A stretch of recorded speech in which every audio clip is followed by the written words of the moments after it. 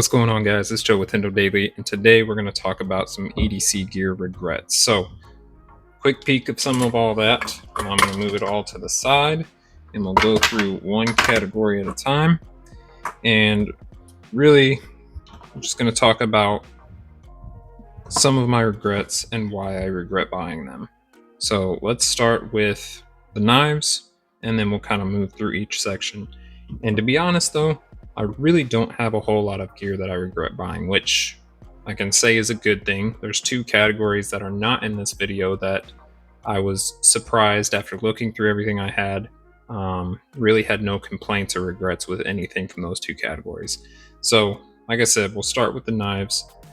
And going into this, not everything you buy is going to be a big hit or live up to the hype that you thought it might have had. And that's all right, because that's part of the EDC gear journey, is finding what works for you, what you like, what you actually use and carry versus what is just pocket candy, essentially, right?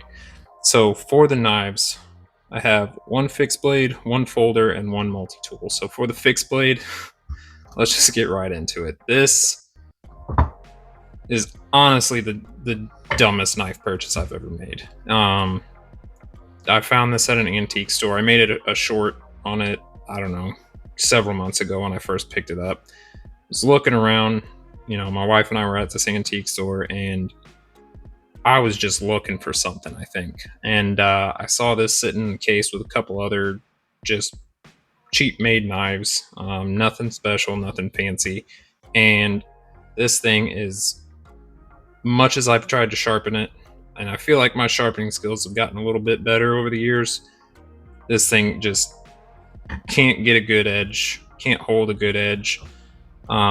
It's just, I don't know, it was just cheap. As I saw it and I'm like, oh, it's only 15 bucks, let me pick that up. I have not used this once outside of the first short that I made on it. I have not carried it, nothing. It has been sitting in my case, just sitting there collecting dust. And the sheath, like, it looks kind of cool, but it's trash to me, honestly. The way they got it stitched up, where it sits on the belt, like, it's just, I don't know. It was just some cheap crap I found at the antique store. Said, oh, that looks cool, let me get a knife, because I just really wanted to get a knife that day. And so I definitely settled, and I definitely regret buying this.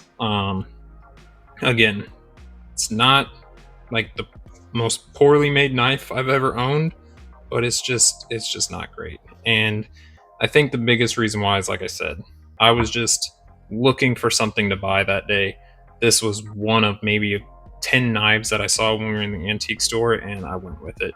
So a lot of other gear, though, or knives that I've bought that I didn't like, I've traded off, sold, or just straight up gotten rid of because, I just didn't like it. And on the topic of knives, there's going to be one item at the end of this video that I think is going to be very polarizing for a lot of people, and I might get some crap for it, but I will explain myself on that item when we get to the end. So let's continue on through the rest of the gear and onto the folder. The Civivi Mastodon. I've done a video on this too, and that video was about a knife that is just so cool that I couldn't get rid of, but it was a ridiculous buy. I mean, it's just a monster of a knife. I love the kind of carbon fiber look of it with the Damascus style blade, and I have not found a Civivi knife yet that I can talk a lot of smack on, because they do make good quality for the price. Like, they are a great budget brand knife that I have continued to buy Civivi knives, and probably will still continue to buy and find some Civivi knives that I really like, but this is not one of them. I love the aesthetics of it, but it's so big, it's so bulky. I mean, when I put that in my pocket, I carry two phones, personal and work, and it just takes up too much pocket space. Like, there's too much real estate that is taken up in my pocket for me to actually carry this thing. I think the few times that I have carried it and used it, one was just to show off, like, hey, look at this gigantic, ridiculous knife that I have. And the other time when I did carry it, I think I cut up some sausage with it or something for lunch one day, and that was it. And so at the end of the day, although I am going to keep this because I like the looks of it, I do regret buying it because I have not gotten my 50 bucks worth out of this knife, or however much I paid for it. It was around 50 bucks, I think. And I have not gotten my money's worth out of this thing, and I probably never will, but I guess in this case it's okay because I like the looks of it. But this is definitely my biggest regret as far as folding knives go. There is another knife that I have that I don't regret buying because I didn't buy it. It was a knife that I got in a deal. I got in a trade with another knife that the guy just threw in for free, and I was just like, all right, whatever. Same thing. Too big, too bulky for me. I don't like the blade shape or anything about it, but it was a free knife, so I said, screw it, and I took it. But like I said, as far as folding knives go, this is probably the one I actually regret buying, even though I've kept it for the looks. Moving on to the multi-tool, we've got the Gerber MP600 OTF pliers multi-tool. And I bought this one strictly because, similar with the other knives, I thought it looked cool, and that was it. I liked the idea of the OTF multipliers and, you know, being able to fling them out. But when it comes down to the utility and the practicality of this knife, there's just not a lot there for me personally. Because if you want to use any other tool on this knife, you got to open it up, bring these out, and then get your tool, close it up, use your screwdriver, whatever. And it's so big and bulky, and it really is just, it's not set up great. I do still like the idea of the OTF pliers, but I carried this very rarely, even after I bought it. I think I carried it for a month or two after I bought it, just because it was a new multi-tool that I bought.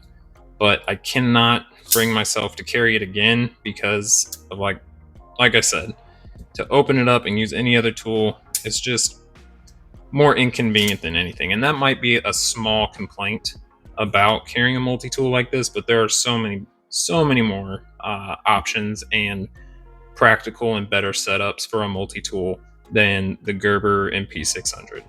And again, I have other Gerber products, so I'm not knocking them completely. I think this one was overhyped in my head, that I bought it because I had a buddy that carried one just like this, and I thought it looked cool. And it, like I said, the idea of the OTF pliers was I think what sold me on it, until I bought it and started using it, and it's just inconvenient to use, honestly. And like I said, might be a small picky complaint, but this is the one multi-tool I regret buying. So moving on from there, these next two I was kind of mixed on, but the more I thought about it and realized it, I regret these as well. And that is the Fisher Space Pen. It's a great pen. I mean, I get why people like these pens. They're small, they're compact, they're easy to go with and use. I think for me, the reason I don't use them or haven't used them as much is I just like a simple click pen, which is why I like the G2 Mini so much. And this one I bought myself, the black one. I saw it at the Base Exchange one day, picked it up for however much it was, and carried it in one of my EDC pouches for a little bit with the elastic pin holder. But then I stopped carrying that. So it was like, I didn't want to carry this in my pocket. Like I said, I like an easy click pen, something simple, easy to use. I got so excited when I bought this one. I asked my wife when she was, wanting some Christmas ideas for me. I said, get me the brass Fisher Space Pen, because I had a brass and leather setup going on and I wanted to throw this in with it. But since then, I haven't really carried them. I've thrown them in an EDC pouch here and there, but I haven't really used it enough, again, to get my money's worth. So not completely knocking it, because I know a lot of people like this and like this style and, use these for the compact size of it, but just definitely not for me.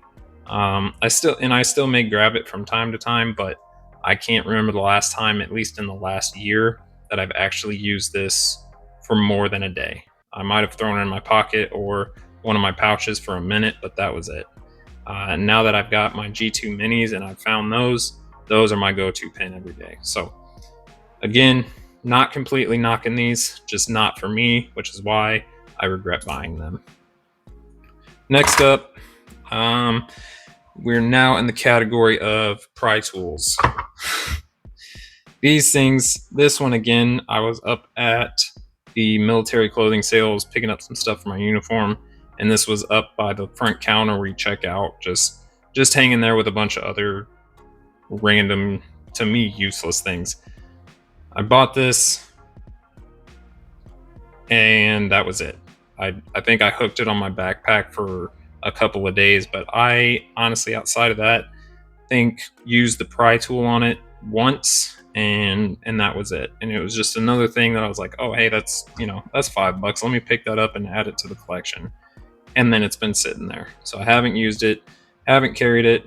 I don't just clip it onto my belt or my belt loop or anything like that, so it kind of just fell to the wayside. This pry tool, I think, was when I started to get more involved in the EDC community and getting ideas and seeing what other people carried and wanted to try one out for myself. I got this because it was the cheapest one on Amazon, or maybe not the cheapest, but one of the cheaper ones on Amazon, because I didn't want to go full out like Lynch Northwest. I looked at a lot of theirs, but I didn't want to spend more than 15-20 bucks on a pry tool until I knew I would carry it. Got this one, same thing. The one and only time I used it, I think the steel is just so soft on it that when I tried to use it as a pry tool, it chipped the end of the pry tool. And I mean, I wasn't using a pry tool as much as I needed it or thought I would need it. It was more just the getting ideas from other people's carries, other people's EDC setups, and this one just wasn't it for me. This was, again, something else that was overhyped. If I need to pry something, I carry a multi-tool on my uniform every day. Outside of that, I'm usually reaching for a screwdriver or something else. So unfortunately, this was another one that I bought, carried and used it a few times, and then again went to the wayside. So for me, I don't need or necessarily use a multi-tool every day, or I'm sorry, a pry tool every day. So this was just another one that I bought, tried, and left it alone. So I don't need that. I don't carry it on my person every day because of the lack of use that I get out of it. It's just something else to take up room in my pockets. And now that I do carry a multi-tool pretty much every day, there's no need for me to carry one of these. Next up on the wallets, this one is basically just a knockoff Ridge wallet. And although it is very similar in size and shape, I mean, exactly the same shape and very similar in size and everything to my current wallet, I didn't like the access of my cards in here. And again, very similar style, only the wallet I have now, everything just slides out the top. I think it's just a lot easier to slide in from the top and pull my card out than to pull it out of the side. I don't know, like I said, it just wasn't working for me. So I regret buying this one because, again, it was something that I saw at the store. Actually, I think I bought this one in the airport. I had some time to kill at a layover. I was just walking around in the stores, and they had a bunch of these style of knockoff Ridge wallets that I was like, oh, let me give one of these a try. I like how the Ridge looks. There's a lot of hype to them, and they may be great products, but for me, this style of wallet just didn't work, and I have not carried it since I bought it at that airport. And then second to last EDC item was this little organizer. This was another thing that I threw on my Amazon list. Got it as a Christmas gift, and I haven't used it since. I cut out the foam inside of it to fit my Microtech Ultratech. I mean, I don't know what I was thinking with this, honestly. Like, it just... Why would I be carrying a knife around here? And even if I carried it for other stuff, like for a little bit, I kept some extra things in there. I took the cutout part and I would throw, I think I threw a few flashlights in there, some of the like smaller O lights that I had. But when it came down to it, like I keep all my EDC gear in my storage container out here in the garage, and I don't have a need for an extra storage case. If I'm flying somewhere, my knives or anything like that are going in my check bag. I don't really need them in here. I usually just either stuff them in my boot, in my suitcase, or kind of wrapped up in between clothes or something like that. So this was just another thing that, scrolling through Amazon, just trying to find something in the EDC realm that I could try out, and tried it. It failed. I don't like it. Don't use it. So I definitely regret, getting this one because I just have no use for it. And like I said at the beginning, that is part of what EDC is finding what works for you, finding what you like, what you use, what you carry. But again, this last item I think is going to be polarizing for a lot of people. But it's just one of those things that, I bought into the hype of it. I got it in a trade. And I think more than the item itself, I don't necessarily regret, but I regret what I traded / sold to get this knife. And that is my Spyderco Para 3. I traded, what was it? It was one of my old Benchmades. I can't remember exactly which one, but I traded a knife or two maybe for this because I bought into the hype of Spyderco. And even though Spyderco is really well made and it really is a great knife, I put a Lynch Northwest clip on there, but I don't carry it. I was one of those guys that thought Spyderco was just a goofy looking knife and didn't really fit my style. But I finally gave in and was like, you know what? I've seen enough videos, I've done enough reviews. Let me try out a Spyderco. And a guy you still work with, I mean, that's all he carried was Spyderco knives. He had probably one of every Spyderco knife I think has ever been made, and he was the one that kind of talked me into it, into trying one. And I did like it at first, but I think it was just the hype of having a new knife that got me excited to carry it. But I don't use this. And again, I'm not knocking Spyderco, but it's just not for me.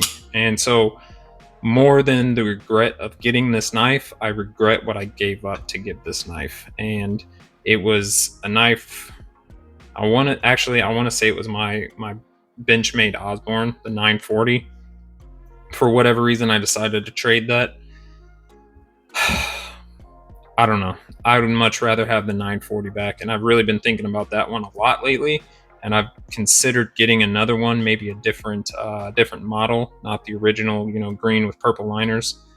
But I really hate that I traded that knife for this, because I carried my 940 a lot more than I carry this. And it's just one of those things that, I learned the hard way and figured out this was not the type of knife for me. As good as it is, as great as the quality is, the lock on it, the flick on it, it's a solid, sturdy S45VN steel knife, but it's just not one that I carry. And it's sitting out here collecting dust with the other things that I do or with the other things that I don't carry. And I hate that I gave up the 940 for it. So that is my collection of my EDC gear regrets. Goofy, antique, fixed blade knife that I found. Who knows where it came from. Giant, bulky Civivi Mastodon that I have not touched since I bought it. Gerber MP600, the multi-tool that is just super inconvenient to use. A couple of pry bar tools. The Fisher space pins that I just don't prefer to carry because I like a simple click pin. A knockoff Ridge wallet, an EDC case, but most of all, the Spyderco Para 3, because I traded a great knife that I did like for the sake of going for the hype of a knife. So to kind of wrap this up, last time I'll say this, all of this gear may work for a lot of people, And that's part of, again, what EDC is, finding what works for you. And this collection right here, this pile, just doesn't work for me. So let me know in the comments below, what are some gear regrets that you guys have. And if you like what you see, like the channel, or like this video, subscribe for some more budget-friendly EDC material. And like I said, I would love to hear what you guys have to say about your gear regrets in the comments. And thank you all for watching. I'll see you in the next one.